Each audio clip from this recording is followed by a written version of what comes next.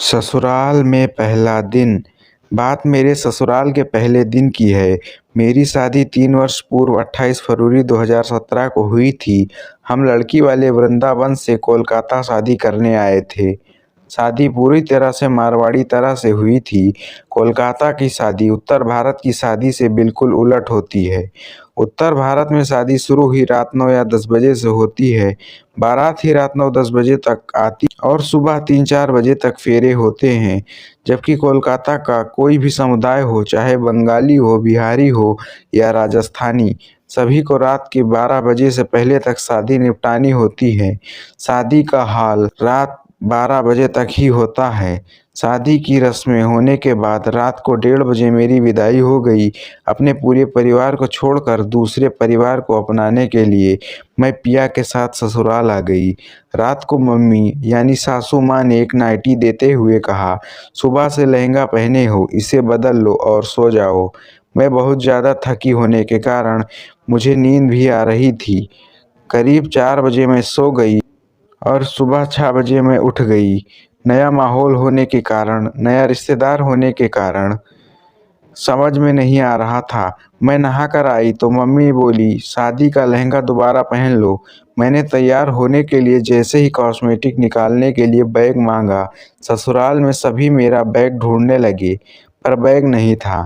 खैर उस वक्त मेरे छोटे बैग में लिपस्टिक और काजल, कुछ हल्का फुल्का सामान था, काम चल गया।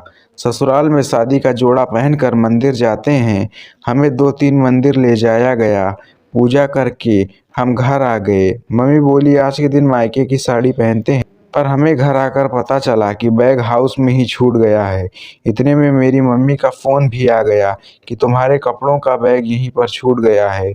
मेरे ससुराल की तरफ से चढ़ाई हुई कुछ साड़ियाँ भी उसी बैग में थी। जो ससुराल में साड़ियाँ मेरे लिए चढ़ाई गईं, वो काली नीली थी, जो कि नहीं पहन सकते थे। वही गेस्ट हाउस भी ससुराल से काफ़ी दूर था, कौन जाता या आता। तब तक ताई चाचियाँ भी आ गई। अब मुझे लहंगा बदल कर साड़ी पहननी थी। ब्लाउज भी नहीं था। मेरी नंद ने लहंगे के ब्लाउज से मिलती हुई गोटा वर्क पीली की साड़ी दी। साड़ी मेरे लहंगे के ब्लाउज से एकदम परफेक्ट कर रही थी। अब परेशानी थी कि साड़ी कैसे पहनूं। साड़ी कंधों पर पिन अप कर ली, पर सामने की प्लेट कैसे बनेगी। सासू माँ ने प्लेट बना दी, पर वो भी नहीं पहना पाई, बहुत फिसलने वाला कपड़ा था। तब चाची सास ने मुझे साड़ी पहनाई।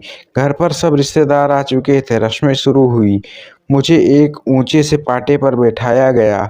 मारवाड़ी रस्म के अनुसार नंद ने मेरी चोटी बनाई, सासू माँ ने खाना खिलाया, अंगूठी खेलने की रस्म हुई और तीनों बार मैंने अपने पति को हराकर जीती। शाम तक सभी रिश्तेदार जा चुके थे। मैं पगफेरे की रस्म के लिए अपने भाइयों का इंतजार कर रही थी। मेरे दोनों भाई घर आए और मैं पति और भाइयों के साथ गेस्ट हाउस गई। मम्मी पापा को मिलकर गले लगा लिया। सभी रिश्तेदारों से मिली। मैं बहुत खुश थी। मेरी बहन कमरे में ले गई, मुझे मायके की साड़ी पहनाई, मेकअप किया। खाना पीने के बाद रस्म को निपटा कर अब विदाई की बारी थी। मेरा दिल अब बैठा जा रहा था। अब तक रस्म और शादी के कारण कुछ पता न पड़ा। कल सभी वापस लौट जाएंगे। जब वृंदावन से आए थे, हम सभी साथ आए थे, अब मुझे छोड़कर चले जाएंगे। मेरे मम्मी पापा, जिन्होंने मुझे पाला पोसा, पढ़ाया लिखाया, मेरे अच्छे बुरे फैसले लेते रहे, आज अब से मैं इनके लिए पराई हो गई। मम्मी बोल रही थी, सामान रख लेना, वो बैग रख लेना। मैं अब रो रही थी। मेरे अपने सगे संबंधित रिश्तेदार पीछे छूट रहे थे। मेरे भाई बहन जो हमदर्द थे, हमराज थे, पीछे छूट रहे थे। क्या सच में मैं पराई हो गई? आज हमारे अपने जो अजीज थे, एक पल में पराई हो जाऊंगी। क्यों लड़कियां ही विदा होती हैं? मैं गले मिल रही हूँ और रो रही हूँ। आज वह सब महसूस हो रहा है जो अब तक सुनती आई थी। अजीब सी पीड़ा जिसको शब्दों में बयां नहीं कर सकती। यह रस्म क्यों बनाई गई? जब भी उस दिन को याद करती हूँ तो बस एक तरफ खुशी होती है कि जिस साथी का इंतजार था वह तो मिल गया, पर एक गहन पीड़ा है कि जीवन के दाता बिछड़ रहे हैं। और फिर आ गई मैं अपने ससुराल।